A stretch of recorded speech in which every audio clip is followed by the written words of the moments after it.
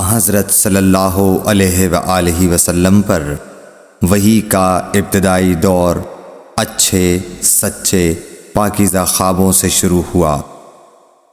آپ خواب میں جو کچھ دیکھتے وہ صبح کی روشنی کی طرح صحیح اور سچا ثابت ہوتا۔ پھر من جانب قدرت آپ تنہائی پسند ہو گئے اور آپ نے غار حرا میں خلوت نشینی اختیار فرمائی اور کئی دن اور رات وہاں مسلسل عبادت اور یاد الہی و ذکر میں مشغول رہنے لگے۔ جب تک گھر آنے کو دل نہ چاہتا توشہ ہمراہ لیے ہوئے وہاں رہتے۔ توشہ ختم ہونے پر ہی اہلیہ محترمہ حضرت خدیجہ رضی اللہ تعالی عنہا کے پاس تشریف لاتے اور کچھ توشہ ہمراہ لے کر پھر وہاں جا کر خلوت گزین ہو جاتے۔ یہی طریقہ جاری رہا یہاں تک کہ آپ پر حق منکشف ہو گیا اور آپ غار حرا ہی میں قیام پذیر تھے کہ اچانک حضرت جبرائیل علیہ السلام آپ کے پاس حاضر ہوئے اور کہنے لگے کہ اے محمد پڑھو۔ آپ فرماتے ہیں کہ میں نے کہا کہ میں پڑھنا نہیں جانتا۔ آپ صلی اللہ علیہ وسلم فرماتے ہیں کہ فرشتے نے مجھے پکڑ کر اتنے زور سے بھینچا کہ میری طاقت جواب دے گئی۔ پھر مجھے چھوڑ کر کہا پڑھو۔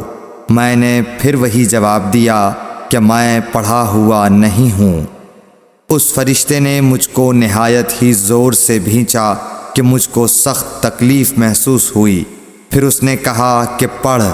میں نے کہا میں پڑھا ہوا نہیں ہوں۔ فرشتے نے تیسری بار مجھ کو پکڑا اور تیسری مرتبہ پھر مجھ کو بھینچا۔ پھر مجھے چھوڑ دیا اور کہنے لگا کہ پڑھو اپنے رب کے نام کی مدد سے جس نے پیدا کیا اور انسان کو خون کی پھٹکی سے بنایا۔ پڑھو اور آپ کا رب بہت ہی مہربانیاں کرنے والا ہے۔ بس یہی آیتیں آپ حضرت جبرائیل علیہ السلام سے سن کر اس حال میں غار حرا سے واپس ہوئے کہ آپ کا دل اس انوکھے واقعے سے کانپ رہا تھا۔ آپ حضرت خدیجہ کے ہاں تشریف لائے اور فرمایا کہ مجھے کمبل اوڑھا دو، مجھے کمبل اوڑھا دو۔ لوگوں نے آپ کو کمبل اوڑھا دیا۔ جب آپ کا ڈر جاتا رہا تو آپ نے اپنی زوجہ محترمہ حضرت خدیجہ رضی اللہ تعالی عنہا کو تفصیل کے ساتھ یہ واقعہ سنایا اور فرمانے لگے کہ مجھ کو اب اپنی جان کا خوف ہو گیا ہے۔ آپ کی اہلیہ محترمہ حضرت خدیجہ رضی اللہ تعالی عنہا نے آپ کی ڈھارس بندھائی اور کہا کہ آپ کا خیال صحیح نہیں ہے۔ اللہ کی قسم آپ کو اللہ کبھی رسوا نہیں کرے گا۔ آپ تو اخلاق فاضلہ کے مالک ہیں۔ آپ تو کنبہ پرور ہیں، بے کسوں کا بوجھ اپنے سر پر رکھتے ہیں، مفلسوں کے لیے آپ کماتے ہیں، مہمان نوازی میں آپ بے مثال ہیں اور مشکل وقت میں آپ امر حق کا ساتھ دیتے ہیں۔ ایسے اوصاف حسنہ والا انسان یوں بے وقت ذلت و خواری کی موت نہیں پا سکتا۔ پھر مزید تسلی کے لیے حضرت خدیجہ رضی اللہ تعالی عنہا آپ کو ورقہ بن نوفل کے پاس لے گئیں جو ان کے چچا زاد بھائی تھے اور زمانہ جاہلیت میں نصرانی مذہب اختیار کر چکے تھے اور عبرانی زبان کے کاتب تھے۔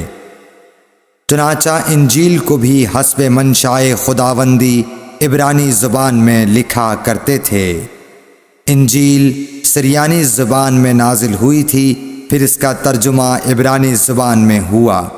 ورقہ اسی کو لکھتے تھے۔ وہ بہت بوڑھے ہو گئے تھے، یہاں تک کہ ان کی بینائی بھی رخصت ہو چکی تھی۔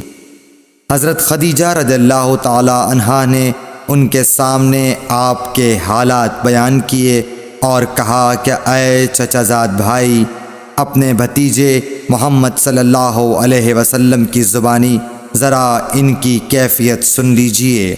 وہ بولے کہ بھتیجے آپ نے جو کچھ دیکھا ہے اس کی تفصیل سناؤ۔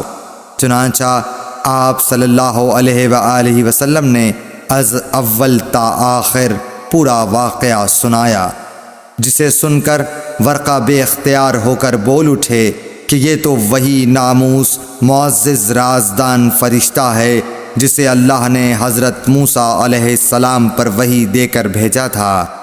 کاش میں آپ کے اس عہد نبوت کے شروع ہونے پر جواں عمر ہوتا، کاش میں اس وقت تک زندہ رہتا جب کہ آپ کی قوم آپ کو اس شہر سے نکال دے گی۔ رسول کریم صلی اللہ علیہ وآلہ وسلم نے یہ سن کر تعجب سے پوچھا کہ کیا وہ لوگ مجھ کو نکال دیں گے، حالانکہ میں تو ان میں صادق و امین و مقبول ہوں۔ ورقہ بولا، ہاں یہ سب کچھ سچ ہے، مگر جو شخص بھی آپ کی طرح امر حق لے کر آیا لوگ اس کے دشمن ہی ہو گئے ہیں۔ اگر مجھے آپ کی نبوت کا وہ زمانہ مل جائے تو میں آپ کی پوری مدد کروں گا، مگر ورقہ کچھ دنوں کے بعد انتقال کر گئے، پھر کچھ عرصے تک وحی کی آمد موقوف رہی۔ صحیح بخاری حدیث نمبر 3۔